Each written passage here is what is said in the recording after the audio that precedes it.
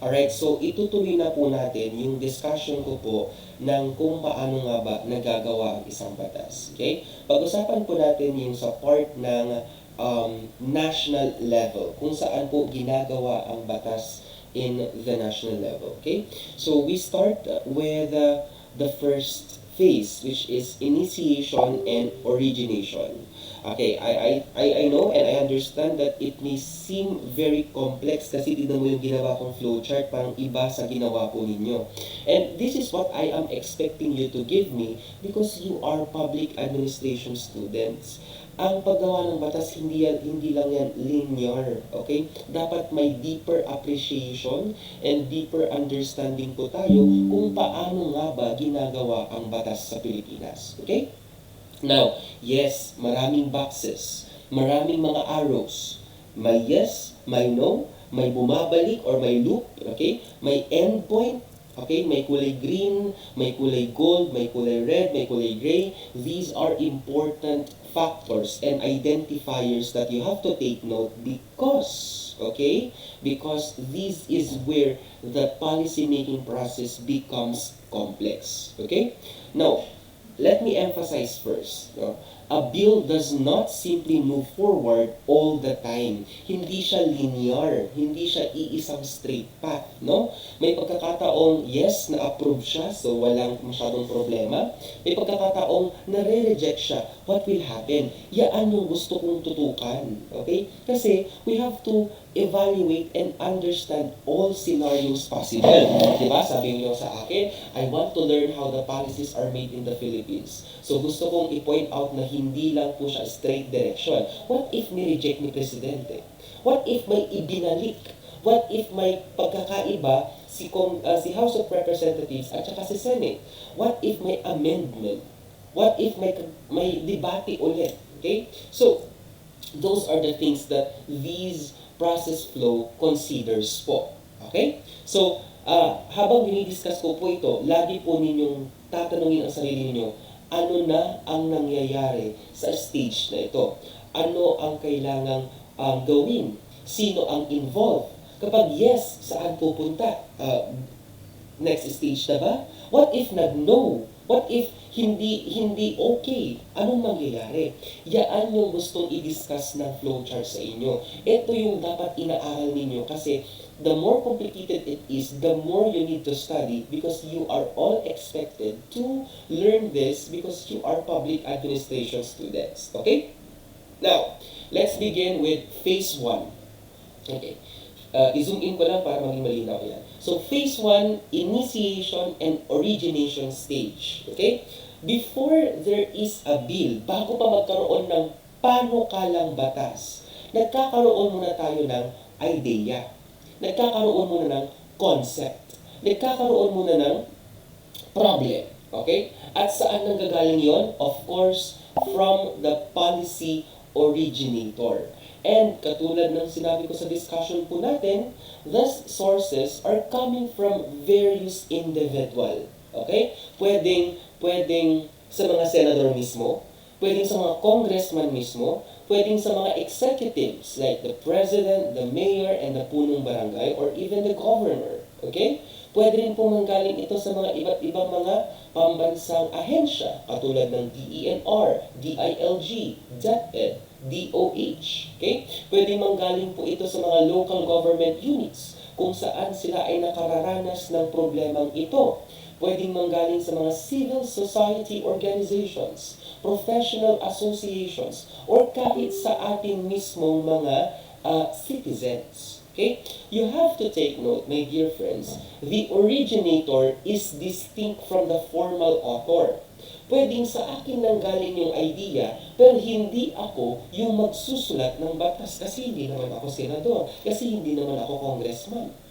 Okay? Ako lang yung mismong nag-propose. Another one, pwede po itong manggaling sa mga research. Sabi po ni Cynthia Villar before, research.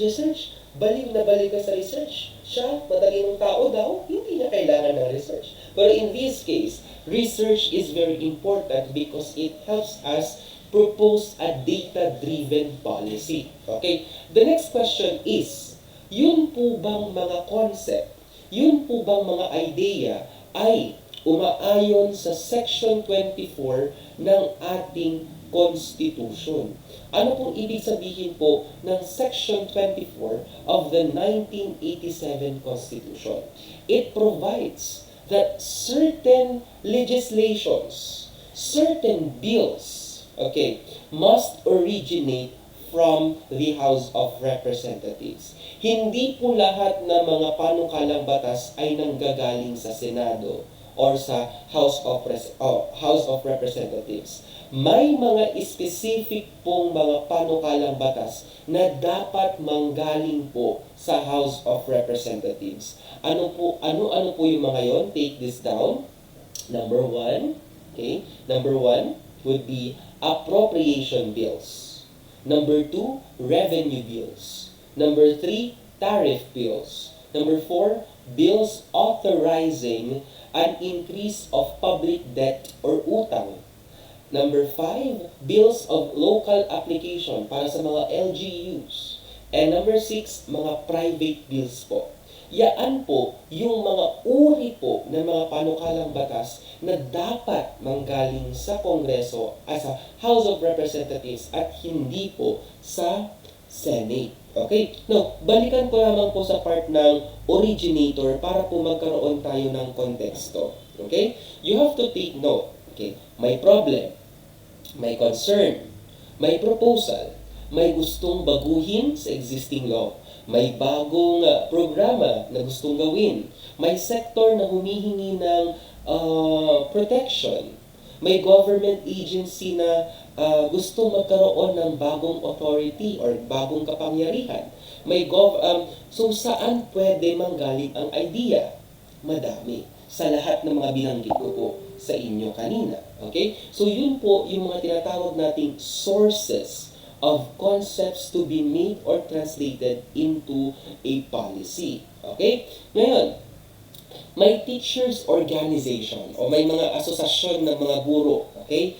And then, excuse me, humihingi sila ng dagdag na allowance para sa mga public school teachers.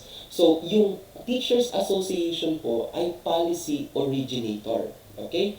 Pero, kung si Representative Congressman Juan de la Cruz ang nag-file ng bill sa House of Representatives, siya yung formal author. So may difference po ang policy originator at policy author. Okay?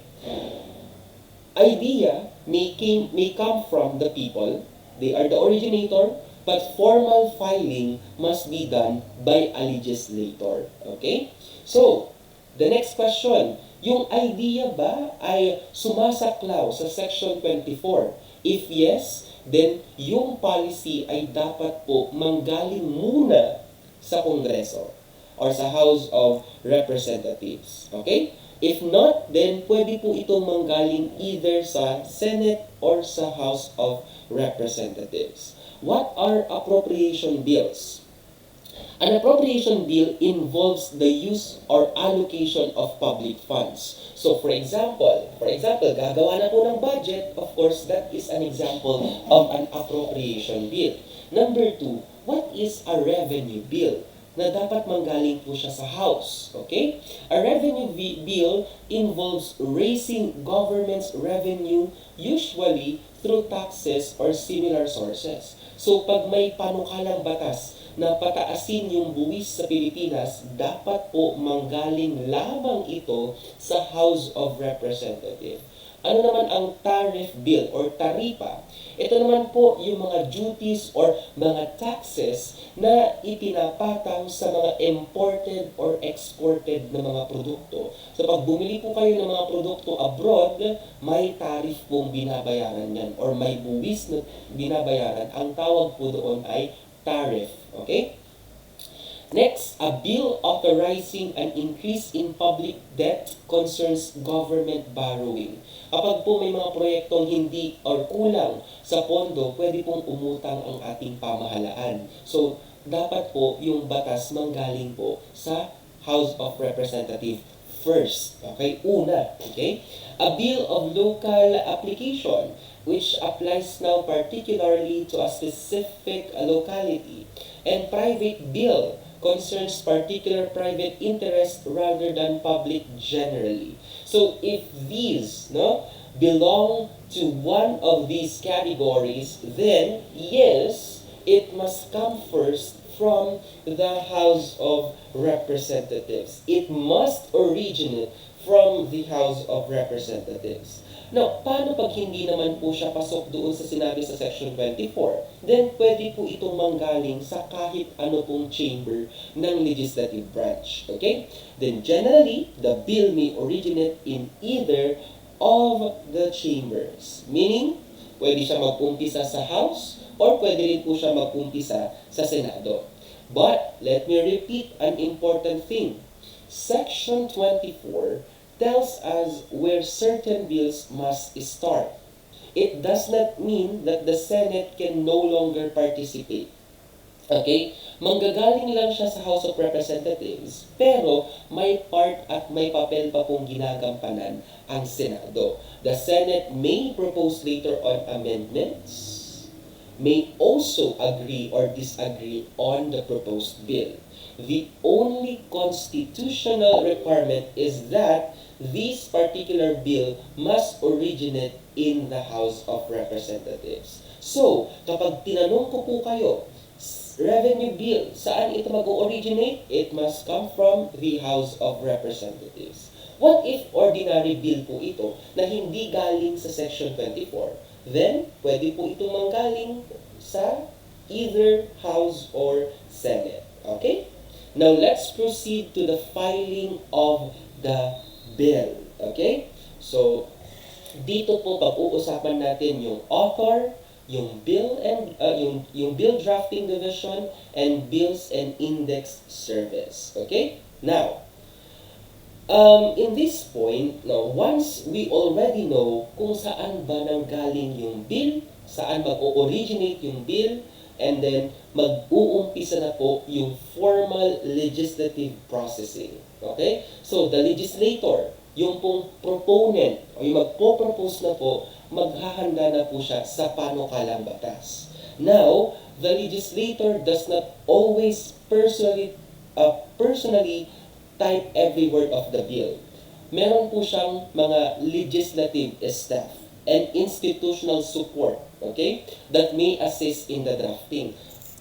Aminin po natin, syempre hindi po lahat ng mga congressman po natin at mga senator po natin ay may kasanayan sa batas at sa paggawa ng batas. Okay? They may just propose for the bill, pero may mga katulong po sila, may mga kaagapay po sila. So these are your legislative staff. And pwede po tayo pumasok dito, class, bilang mga public administration students or professionals in the future. Kayo po yung magiging katuwang ng mga officers po natin sa paggawa po ng batas. Okay? Now, the important point here is the bill must be placed into proper legislative form at ipa-file po ito.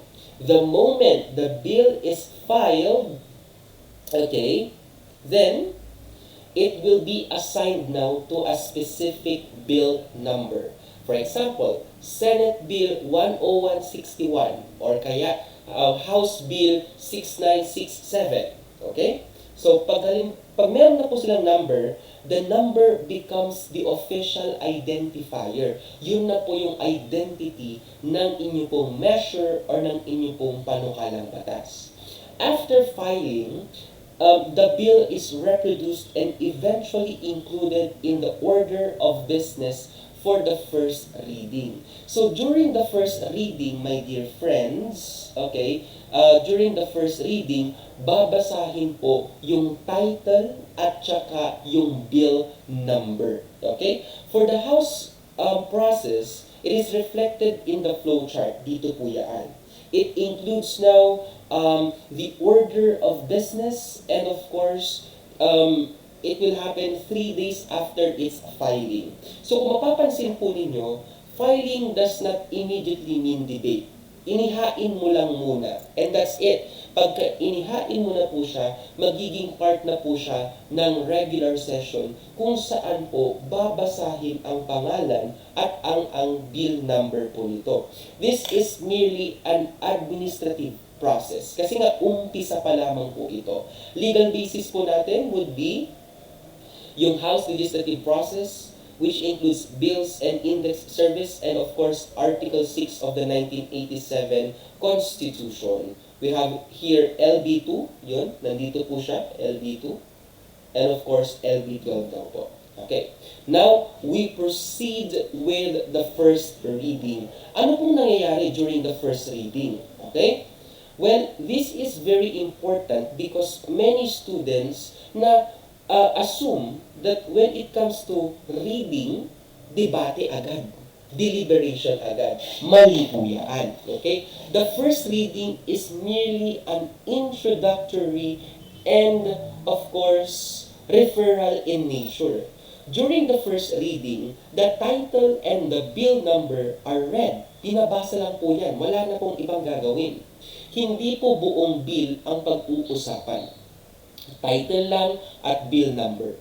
Hindi pa ito yung stage kung saan nagkakaroon ng pag-aaway ang mga senador at congressman tungkol sa merit ng ating panukalang batas.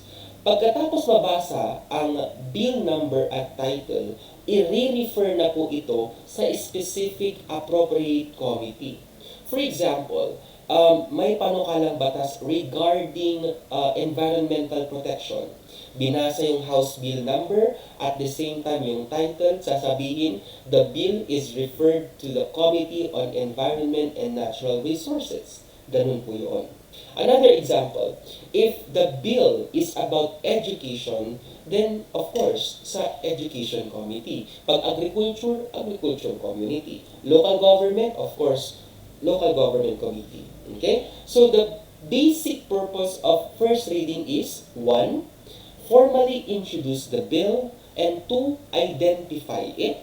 3. Send it to proper committee. Wala pa pong botohan na mangyayari. Ipapasa lamang ito sa committee. Okay? Ngayon, naipasa kamay na po sa committee or specific or proper committee ang ating panukalang batas. Okay?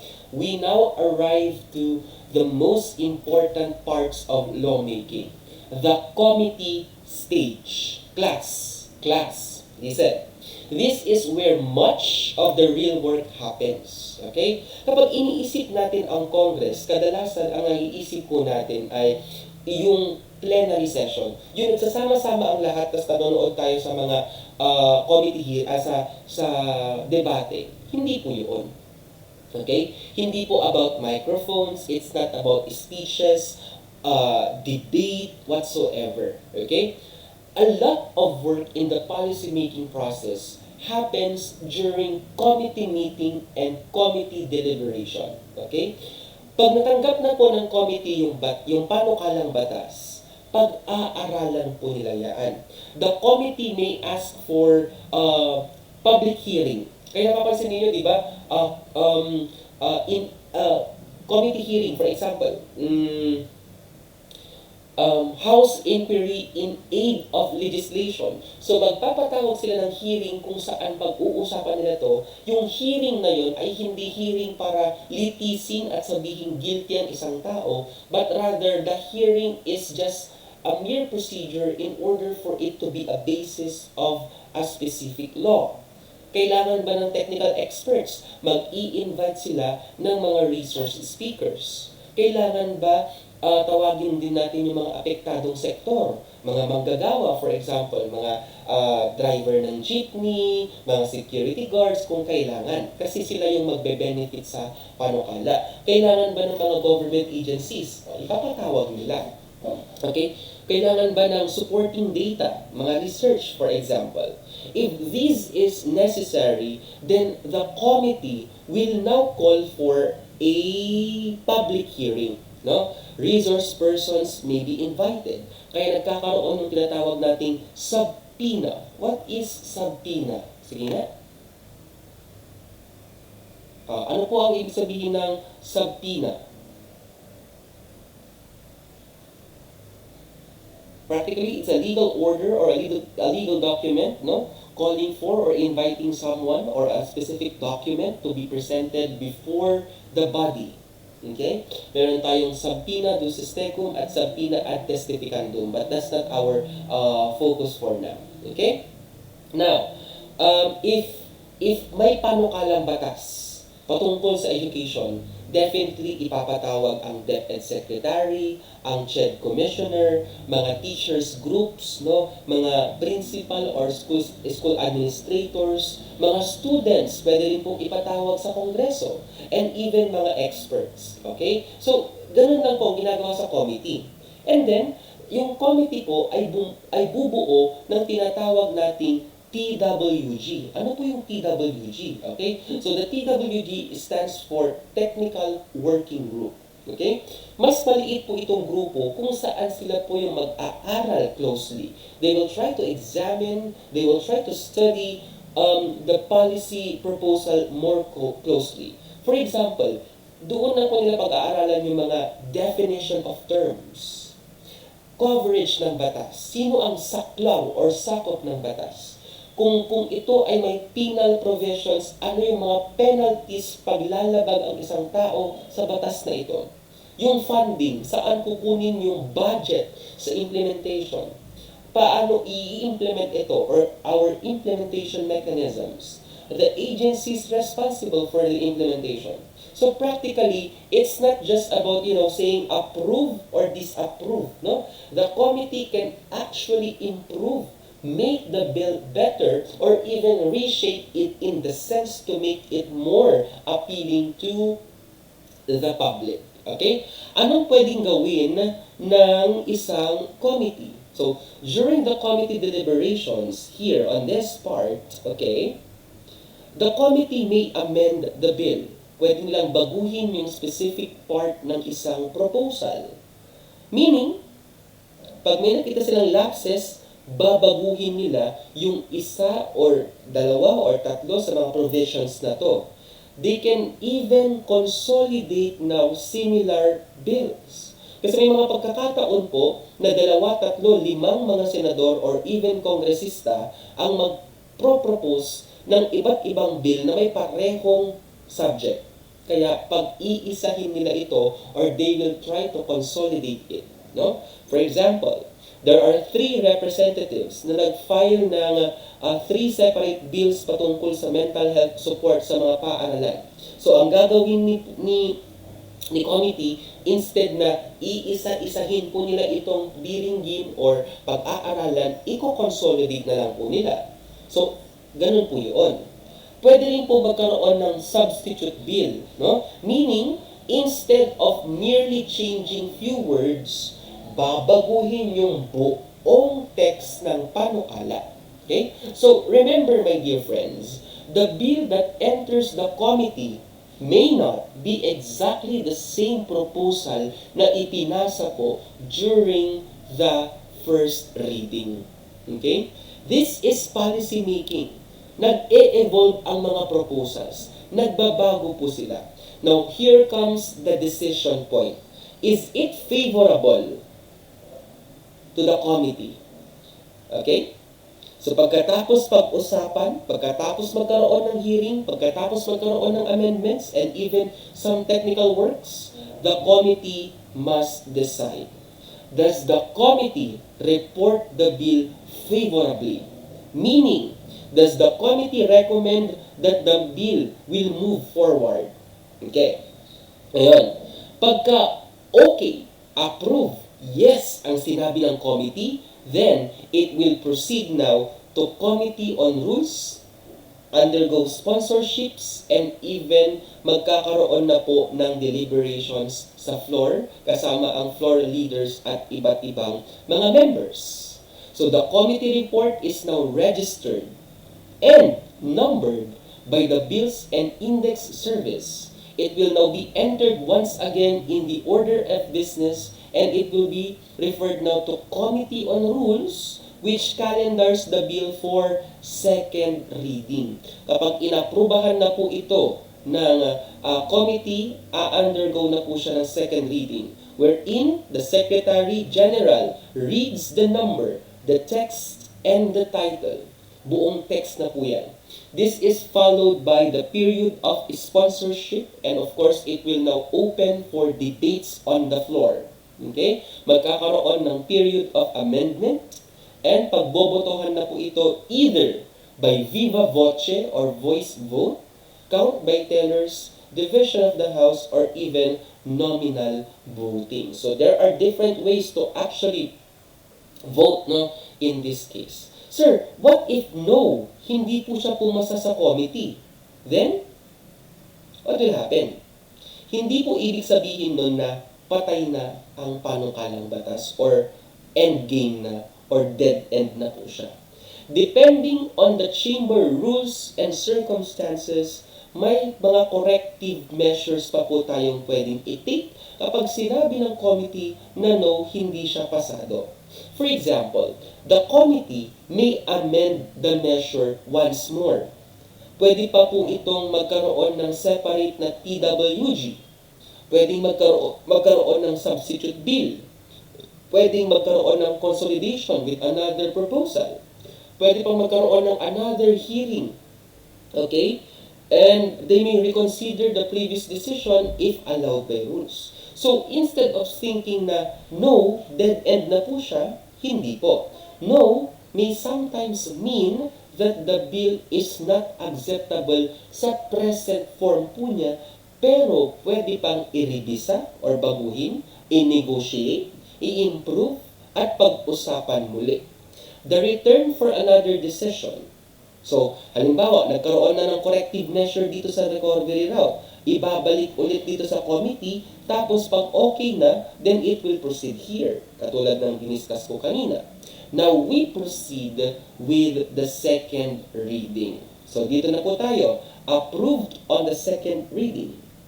If the committee reports now favorably, the bill moves to the second reading. Bakit? Because this is where now the substantive plenary discussion takes place. Let's break it down. Okay? So, first, magkakaroon ng sponsorship. Okay? So, sabihin, i-sponsor na po siya ng legislator na magpapasa nung batas na yun. Okay? So, the sponsor will explain the bill. Okay? So, i-discuss po niya. Ano ang problema? Bakit kailangan ng policy? Ano ang gagawin ng polisiyang or ng panukalang batas na ito? Sino ang magbe-benefit? Okay? What are the expected effects? Then, bubuksan na po ito sa period of interpolation. Ibig sabihin po niyan, magkakaroon na po ng debate. Other members of the Congress may now start asking questions. Okay? For example, tatanungin, saan manggagaling yung budget which is highly asked during the deliberation? Is it constitutional? Kasi take note, no? According to our Constitution, wala po dapat batas sa Pilipinas na hindi umaayon sa ating saligang batas. Okay? Sino ang mag-i-implement nito? So yung mga basic questions, pag-uusapan po ito sa ating plenaryo or plenary. Okay. Ngayon, during the second reading, bubuksan po yung tinatawag nating period of amendments. So, after na ma-sponsor or basahin ng sponsor yung buong text ng batas at magkaroon ng debate, bubuksan na po yung panahon ng pag-aamyenda or period of amendments. Meaning, mga members po may now introduce or propose changes to the bill. No? For example, babaguhin yung amount ng budget, okay? Magdadagdag ng mga definitions, magdadagdag ng mga safeguards or mga safety nets para po hindi maging unconstitutional ang batas. Magre-remove ng mga controversial na provision. For example, during the deliberations of the RH law, now, during that time, no, yung reproductive health bill, may provision doon explicitly allowing for abortions. But during the deliberations, ito po ay tinanggal kasi nga, the Philippines remain to be a conservative country. Okay? Of course, magkakaroon ng pagbabago sa implementing agency or many more, no? Madami ang mga posibilidad, no, possibilities na during the period of amendments. Okay? So again, patuloy pong nagbabago ang panukalang batas. So take note, wala pong bill na frozen from the moment until it becomes filed. No? Wala pong bill na nag-umpisa and then until maipasa same, nagbabago at nag-i-evolve po yan. And it can evolve anytime during the process. Ngayon, pagbobotohan na po during the second reading, okay? So after the sponsorship, after the series of long, tedious debate, and even amendment, boboto na po ang chamber. The general requirement is reflected in the diagram. Kailangan po ng majority of members present provided there is a quorum. Kung sa Senado, there are 24 senators, assuming they are all present, then therefore, the simple majority is 12 plus 1 or 13. So given that there are 13 members present, it constitutes now a quorum. Therefore, there is a majority should all 13 senators vote in favor of the policy on the second reading. Okay? Ano ang quorum? Quorum means there are enough members legally present for the chamber to conduct business. So, hindi pwedeng 5 legislator lang ang present tapos sila na ang magpapasa ng national law. Kailangan ma-observe ang quorum. Otherwise, pag walang quorum, then there's no business of the day. They cannot legally decide on matters concerning the policy. Okay? So, then, the required number of vote is determined among members present according to the applicable rule. General rule po natin, simple majority or 50% plus 1. Pag naaprubahan ang panukalang batas on the second reading, automatic magpro-proceed na po yan sa third reading po natin. Okay? Pag pumasa po siya, okay, proceed po tayo sa third reading.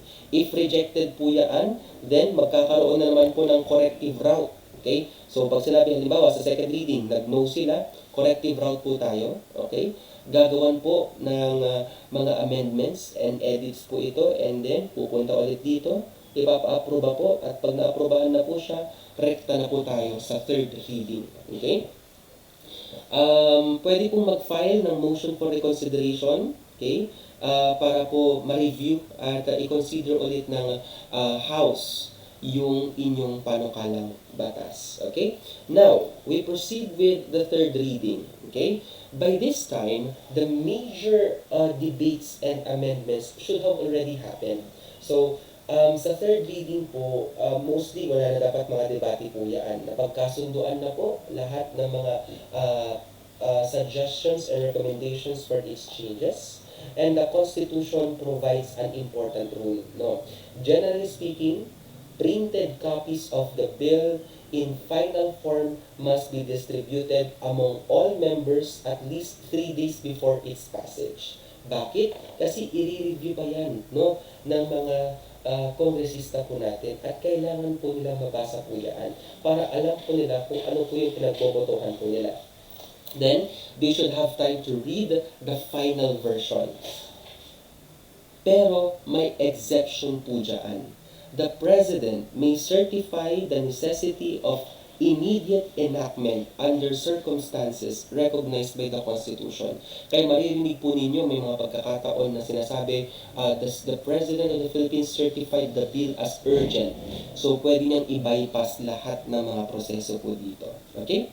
Now, ano ang mangyayari kapag po nasa third reading na po tayo? During the third reading, okay, ang gagawin po, babasahin yung bill number at yung title ng panukalang batas. Wala na pong amendment sa third reading. Ulitin ko po, there are no longer amendments allowed on the third reading. Why? Because the period of changing for the changing the substance ng panukalang batas ay natapos na during the second reading. The third reading is more of like ceremonial na lang siya. Ibig sabihin, approval na lang po. So pagbobotohan na po ito ng mga members po, no? So bibilangin yung yeas at nays ng ating chamber. Okay? So what if, okay, yes, no? Naipasa po siya sa chamber po natin. Okay? So, during the third reading, naaprobahan na po ito. Okay? The bill will now be transferred or transmitted to the, the bill has passed the chamber of origin. So, halimbawa, okay, pag ang panukalang batas ay nasa ilalim ng Section 24, nanggaling po ito sa House of Representatives, itatransmit na po ito sa Senado. Okay? Pag it is an ordinary bill, it's not within Section 24. Pag halimbawa nanggaling ang bill sa Senado, itra-transmit nila ito sa Kongreso or sa House of Representatives. Okay? So, what if no? What if no naman? Hindi siya pumasa sa third reading. Pwede pa rin po itong mag-move for reconsideration or motion for reconsideration according to applicable law. At kapag pumasa na po ito, yun, sunod-sunod na rin po yung mga process po natin dito. Okay? Now,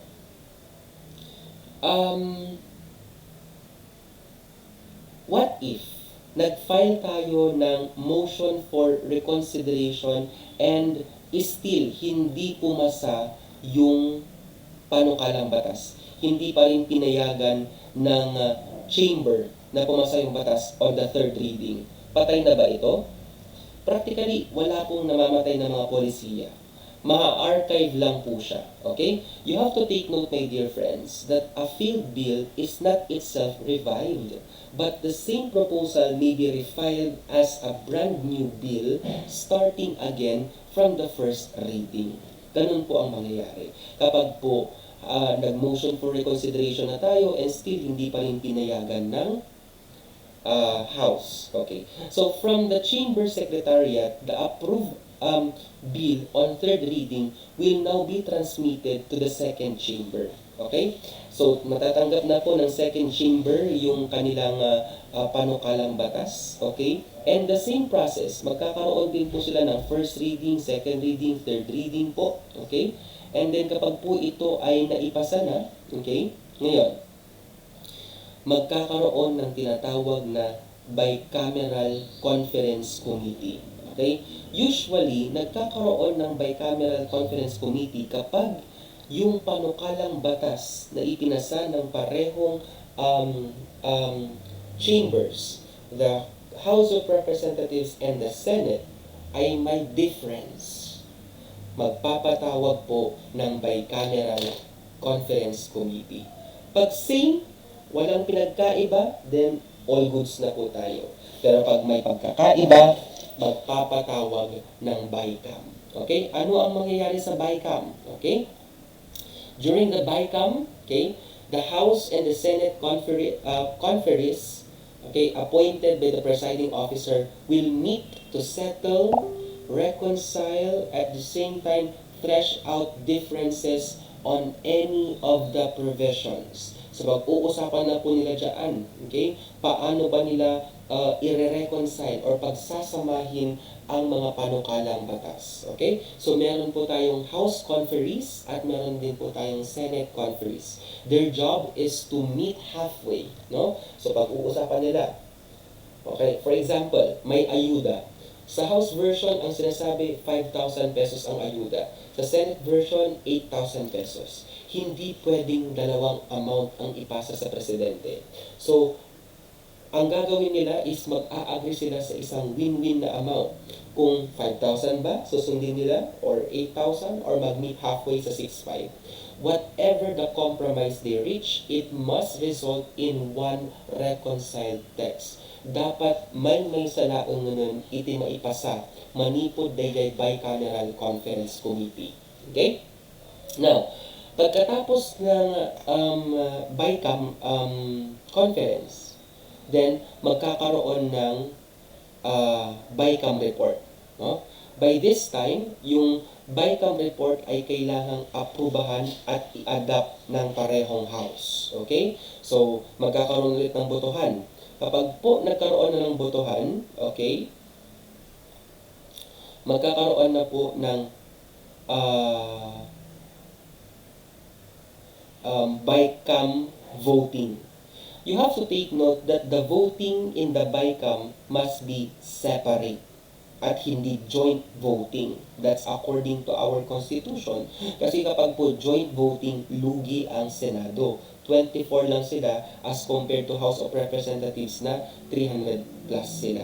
Okay? Once pasado na po sa BICAM, itatransmit na po ang panukalang batas sa Office of the President.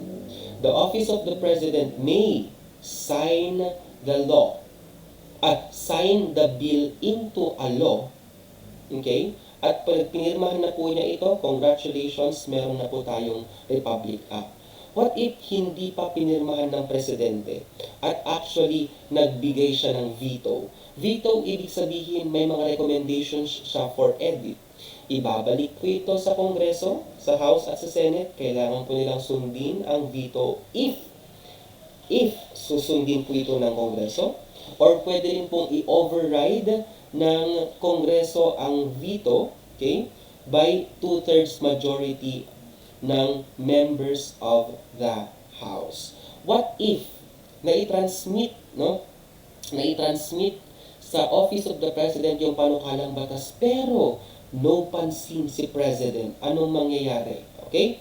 If the President takes no action on the enrolled bill within the constitutional period, then automatically nagiging batas po ang isang panukala within 30 days kapag po wala pong explanation ang Pangulo. Okay? So, that's it, no? Meron na po tayong batas, the Republic Act of in the Philippines. Now, hindi po natatapos sa pirma ng Pangulo ang isang batas. Para po ito ay maging effective at executory, kailangan po mailathala or maipublish po ito sa ating official gazette or newspaper of general circulation. This is actually enshrined in Article 2 of the new Civil Code of the Philippines. To wit, it says, laws shall take effect after 15 days following the completion of their publication either in the official gazette or in the newspaper of general circulation in the Philippines unless otherwise provided. Okay? So, yaan po ang batas na nagtatakda ng publication requirement ng ating mga batas. Once it is already published in the official gazette or newspaper of general circulation, kailangan po ito para po ma-supersede yung presumption of general presumption of the awareness of the law. Kasi po, nakalagay po sa Article 3 ng ating new Civil Code, ignorance of the law excuses no one from compliance therewith. Once it has already been published, it will presume, the government will presume that everyone is now knowledgeable and aware of the law. Therefore, congratulations, we already have a Republic Act or batas sa Pilipinas. Okay? So that is the very long and very tedious process of how a bill becomes a law in the Philippines. This is for the national level pa lamang. Meron pa po tayong local governments. Okay? So I am now ending this video recorded lecture discussing now our Philippine Congress in the policy making process. Thank you so much for your time and see you on the next video recorded lecture.